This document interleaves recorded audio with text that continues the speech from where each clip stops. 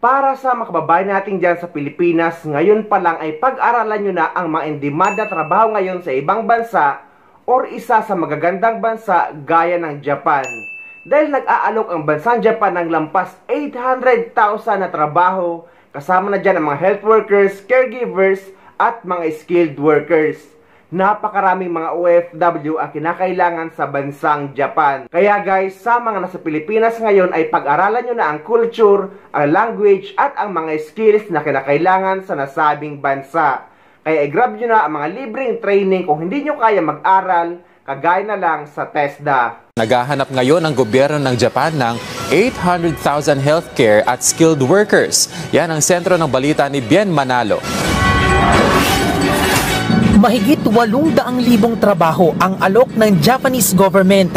Karamihan sa mga hinahanap ng Japan ay nurses, caregivers at skilled workers. Noong nakaraang taon, umabot sa mahigit 2 milyon ang naitalang nursing care workers sa Japan. Pero kinakailangan pa rin daw ng mahigit 200,000 nursing care workers sa susunod na taon at posible pang umabot yan sa mahigit 1/2 milyon pagsapit ng 2040. Ang Japan isa sa mga may aging population na tinatawag. Yes. So nangangailangan talaga sila ng mga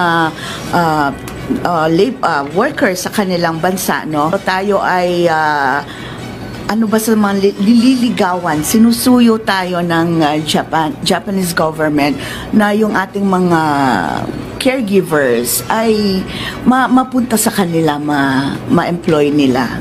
Sasailalim sa 6 na buwang Japanese language training dito sa Pilipinas at maging sa Japan ang mga mapipiling aplikante. Libre ang gagawing training at makatatanggap din sila ng daily living allowance sa buong pagsasanay.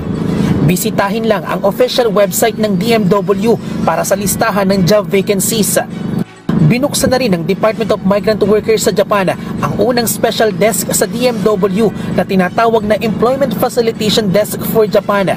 Sa bansang Japan, napiling mag-pilot run ang special desk na naglalayong matugunan ang mga isyong kinakaharap ng mga OFW doon at makapagbigay ng agarang tulong sa kanila. Ito ang magsisilbing tulay sa pagitan ng Pilipinas at government agencies ng Japan. Good news ito sa mga kababayan natin na nandyan sa Pilipinas na nangangarap mga ibang bansa. Kaya ngayon pa lang guys ay pag-aralan nyo na ang mga skills na kinakailangan sa Japan at ang culture, lalong-lalo na ang language.